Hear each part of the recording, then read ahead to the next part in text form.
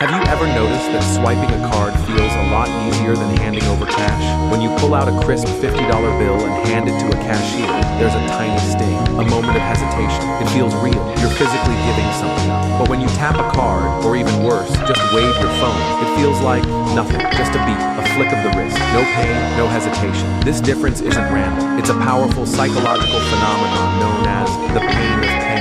Your brain processes payments as a form of loss, and loss triggers emotional pain centers in the brain, especially when the payment is tangible, like cash. You can see it, you can feel it leaving your hands. But when payments are digital, your brain doesn't register the same level of pain. The connection between spending and loss gets blurred. You don't feel like you're losing something real, you're just tapping a button. This is exactly why credit cards, contactless payments, and buy now, pay later systems make it so easy to overspend.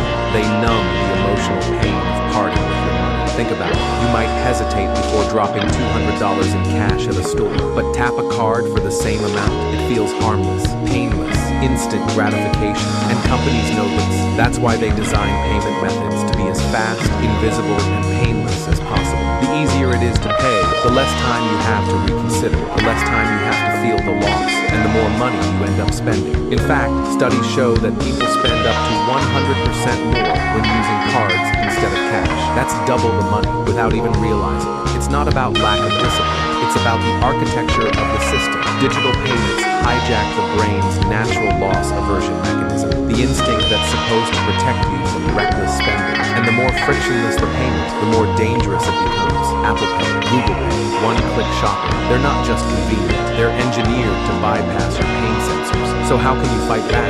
First, reintroduce friction. Whenever possible, use cash for discretionary spending. When you feel the pain, you spend less. Second, create deliberate pauses. Before every tap or click, pause for 10 seconds. Force your brain to feel the decision. Third, track your digital spending like it's cash. Treat every payment, no matter how small, as real money leaving your pocket, because it is. The pain of paying exists for a reason. It's your brain's natural alarm system.